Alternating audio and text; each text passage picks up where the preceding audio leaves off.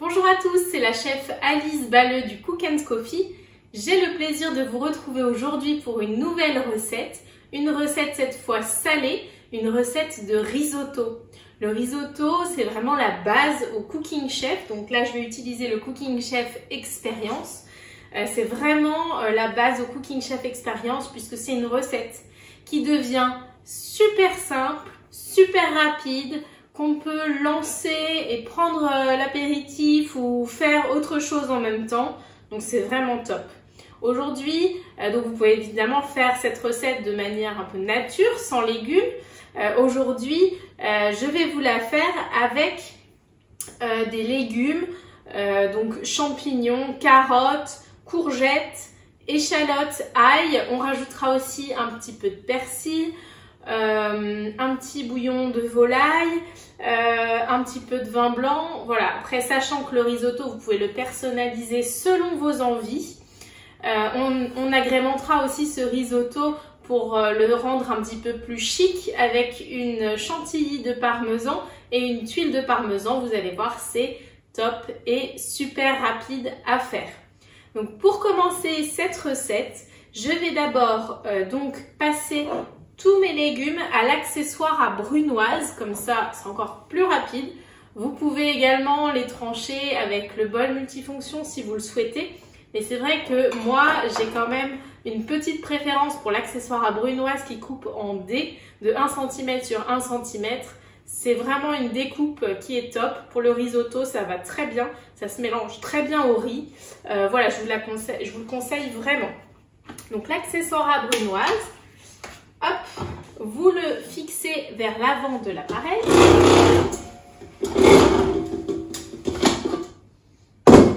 Vous retirez le cache moteur, le cache de la sortie lente.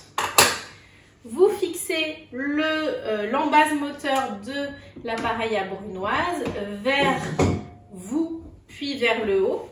Et ensuite, la brunoise se compose d'un disque qui tourne et qui va amener les légumes dans le nez de l'appareil. Donc vous mettez l'étoile vers le bas. Ensuite, vous mettez le disque qui coupe en dés, les dés vers l'arrière. De toute façon, vous avez une petite marque blanche qui va avec la marque blanche qui est juste là. Donc vers l'arrière. Et ensuite, vous mettez la lame côté tranchant vers le dessus, directement sur le haut de l'appareil. Et ensuite, vous avez une petite flèche vers l'avant. Vous mettez, comme tous les appareils Kenwood, sur le cadenas ouvert et vous tournez sur le cadenas fermé. Vous mettez ensuite l'appareil vers l'avant du robot. Hop, vous allez sentir le cran. Hop, et vous le tournez, tout simplement. Et là, vous allez pouvoir mettre, plus vos ingrédients sont durs, plus vous mettez une vitesse rapide. Là, pour nos ingrédients, on va mettre la vitesse 4 et on va les passer tous d'un coup. N'hésitez pas, hein, vous pouvez passer aussi bien l'aubergine, la fraise pour faire des salades de fruits, pour faire des dés de jambon, des dés de fromage. Voilà, vous pouvez tout passer dans l'appareil à brunoise, c'est vraiment top. Si jamais vous avez des questions, on a fait un live Facebook sur notre page Facebook Cook & Coffee. Je vous invite à aller le voir. Je donne plein d'astuces sur l'appareil à brunoise. Vous trouvez également évidemment toutes les informations sur notre site internet Cook & Coffee. Donc, là je vais mettre la vitesse 4 et je vais passer tous mes légumes au fur et à mesure. L'ail, l'échalote,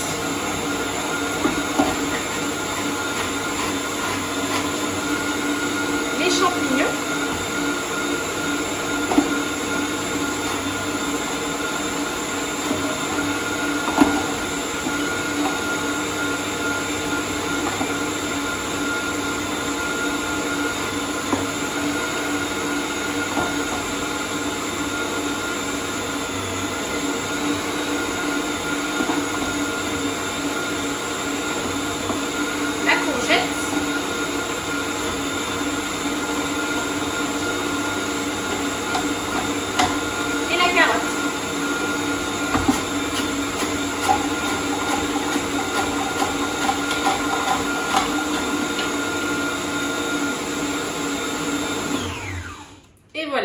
montrer le résultat. Je crois que je me suis trompée au début de la vidéo, j'ai dit plus les ingrédients sont durs, plus il faut mettre une vitesse rapide. Non, c'est le contraire, excusez-moi. C'est plus les ingrédients sont mous, plus il faut une vitesse rapide pour éviter que les ingrédients mous ne soient écrasés avant d'être tranchés, évidemment. Voilà. Mais dans tous les cas, même quand vous avez des ingrédients un peu durs comme la carotte, vous mettez quand même un minimum de vitesse, vitesse 4, c'est très bien. Et si c'est des ingrédients plus mous comme les fraises, et la banane, etc., vous mettez carrément vitesse maximum. Voilà, je vais vous montrer. Donc vous voyez, ça fait des jolis petits cubes.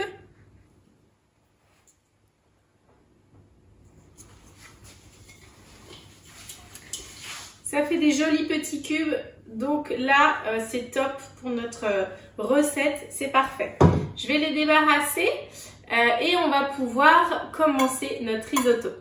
Donc pour notre risotto, on remet le cache de la sortie lente, on remet le cache moteur puisqu'on va faire cuire notre cuve, donc que j'ai débarrassé de mes légumes. On va mettre une bonne cuillère à soupe, voire 2 cuillères à soupe d'huile au fond de la cuve.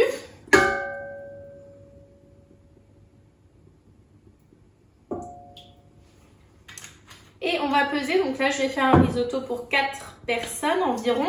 Donc on compte environ 60 g de riz cru par personne. Donc là on va mettre 240 g de riz directement dans la cuve. Hop, je tourne le robot pour que vous puissiez voir qu'on peut peser donc dans le Cooking Chef Expérience.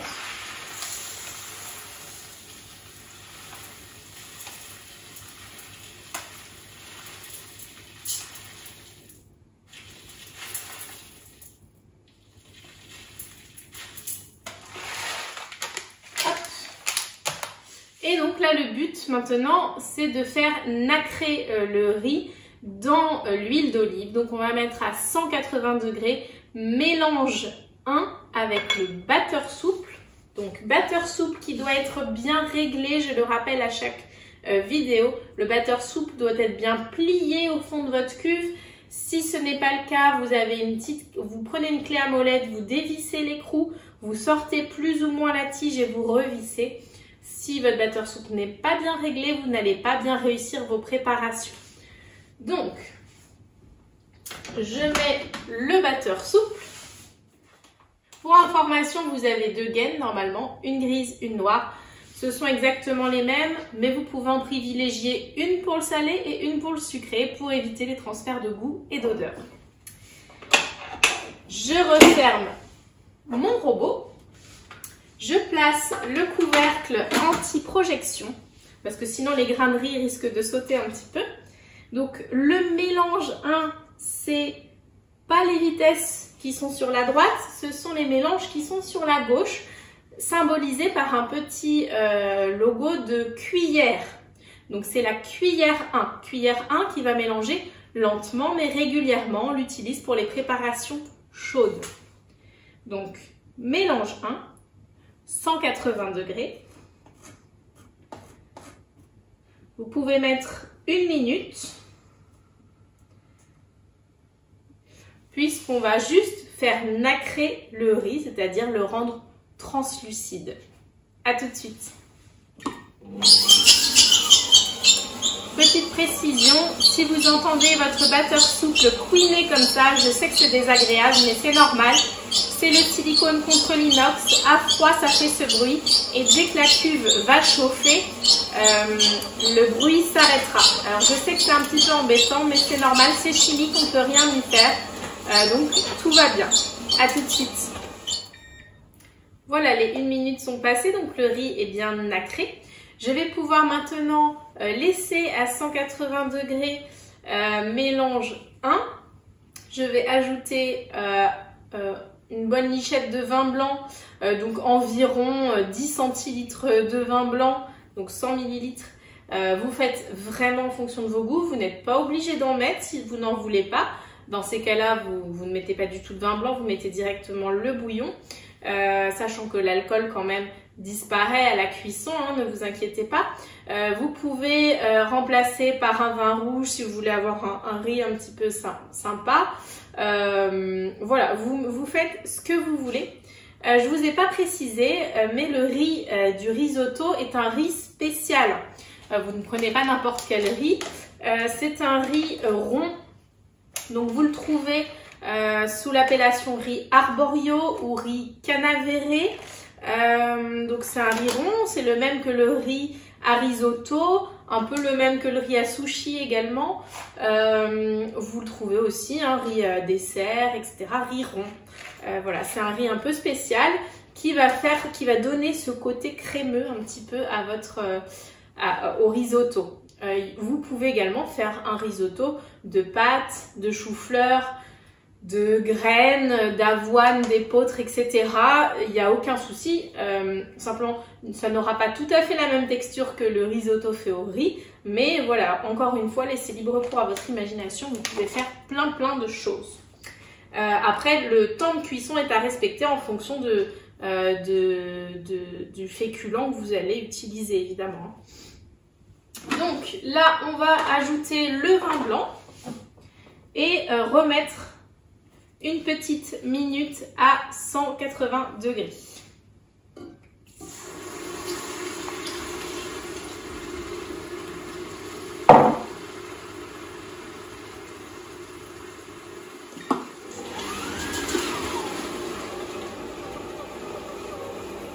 Alors à ce moment-là, vous pouvez laisser découvert si vous le souhaitez ou bien laisser votre cache anti-éclaboussure ouvert comme ceci pour que les vapeurs d'eau s'en aillent.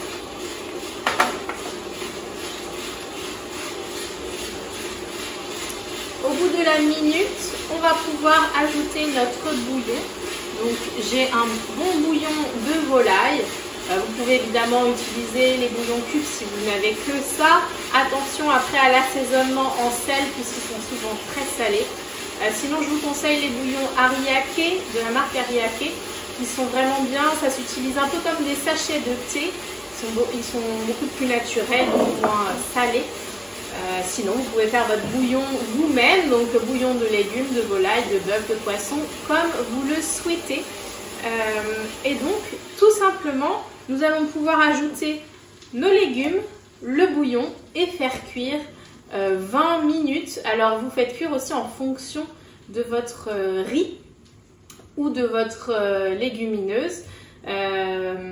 C'est indiqué sur le sachet tout simplement. Il y en a qui vont cuire moins longtemps ou plus longtemps. Vous faites en fonction. Comme là je rajoute des légumes, je rajoute un tout petit peu plus de temps. Mais de toute façon, il vaut mieux mettre un petit peu moins de temps, goûter et ajuster en fonction de nos goûts. Évidemment. Donc vous mettez 3 fois plus de bouillon que de riz. Donc là en l'occurrence, on va mettre 720 g de bouillon de volaille, en plus donc de nos légumes, et ça va cuire pendant 20 minutes. Et pendant ce temps-là, je suis tranquille, mon robot s'occupe de tout, c'est ça qui est top. Donc, j'ouvre mon robot, donc déjà, hop, pour vous montrer, mon riz il a bien nacré, le vin blanc c'est bien évaporé. Pof. Donc je mets mes petits légumes.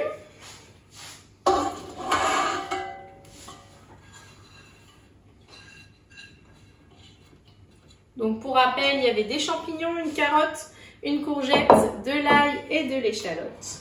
Je vais mettre mes 720 g de bouillon.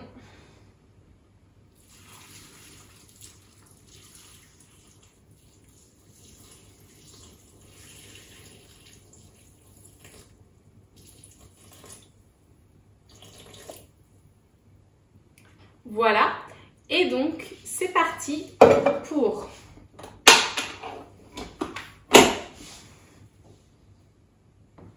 « 20 minutes ». Mélange 1, donc toujours la cuillère 1. Pour rappel, si vous ne savez pas trop, quand on fait un risotto à la casserole, il faut mélanger vraiment régulièrement. Donc c'est pour ça qu'on met mélange 1. Et on va baisser la température à 100 degrés pour pas que ça bouillonne trop fort. Et on peut couvrir en laissant la trappe ouverte pour que l'eau s'évapore, mais pas trop. Hop. Et on démarre tranquillement. À tout de suite.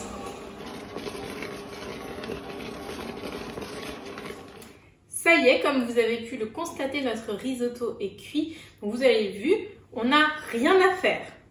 Maintenant, vous avez deux options. Soit si vous souhaitez, vous pouvez le manger ainsi, vous rectifiez l'assaisonnement. Vous pouvez aussi ajouter un petit peu de crème.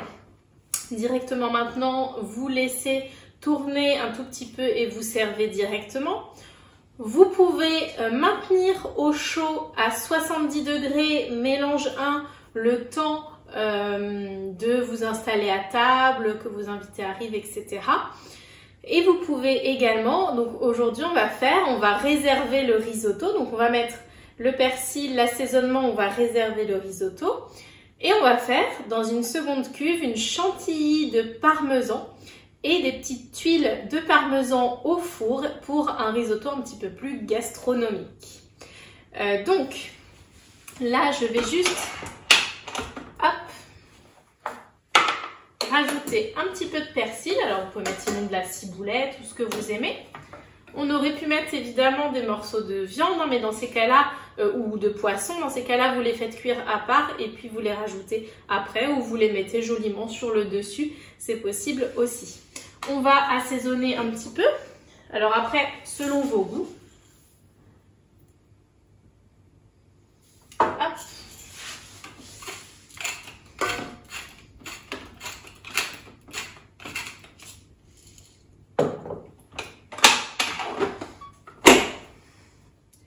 On retire donc la température, on laisse mélange 1, on fait tourner juste quelques secondes pour que le persil soit bien enrobé dans le riz et ensuite on fera la chantilly de parmesan.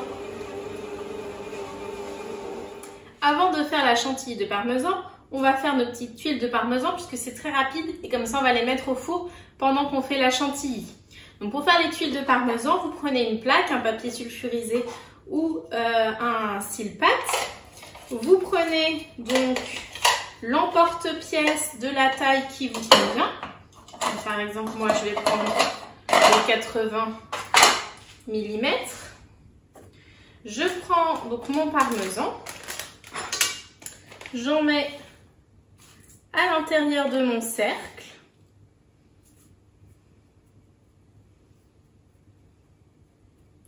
J'étale bien, hop, et je peux en faire comme ça en fonction du nombre de convives. J'en mets en général une par assiette. On va pouvoir mettre ça au four à 200 degrés pendant une bonne dizaine de minutes. De toute façon, vous allez voir le parmesan bien grillé et là, ce sera bon. Dans un four préchauffé, évidemment. Donc pour ma chantilly de parmesan, je peux utiliser le bol en Kenlit blanc qu'il y avait dans l'ancienne sorbetière ou que vous pouvez acheter individuellement comme second bol puisque je n'ai pas besoin de chauffer. Et on retire le cache moteur et on peut mettre le fouet.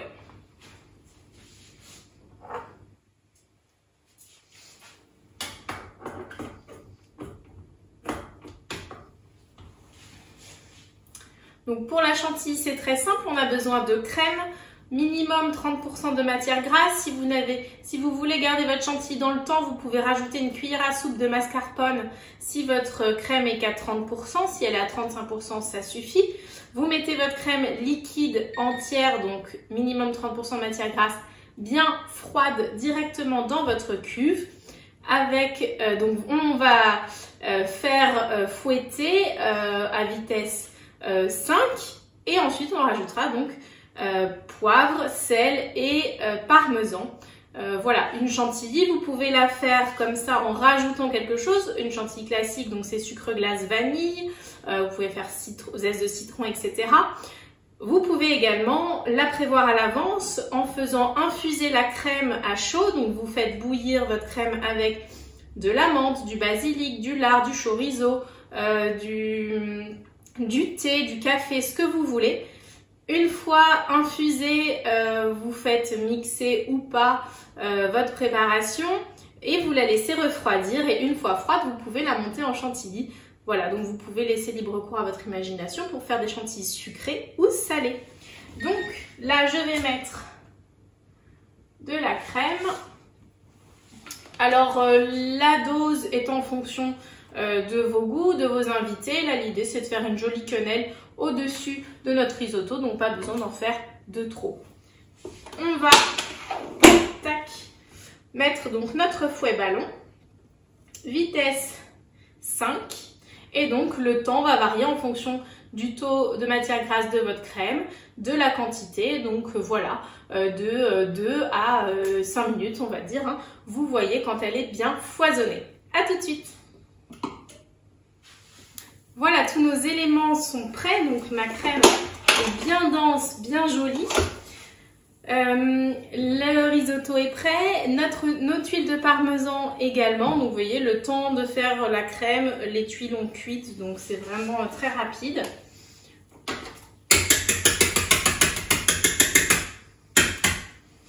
Je vais vous faire une petite suggestion de présentation. Donc dans une assiette un peu creuse,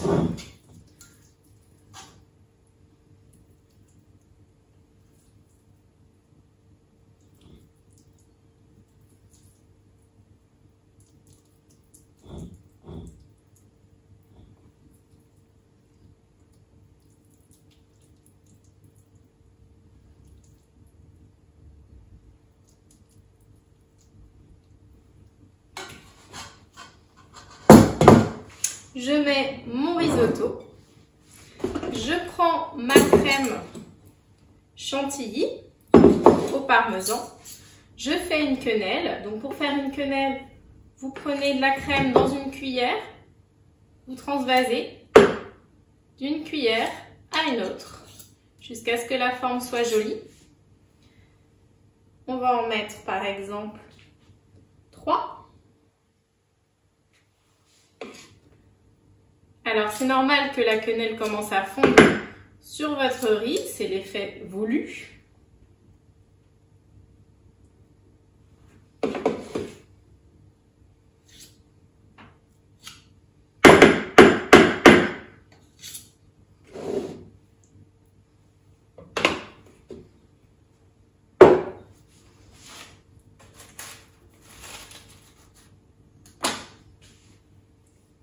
Une jolie tuile de parmesan et vous pouvez également rajouter des petits brins de persil pour rappeler ce qu'on a mis dans notre risotto.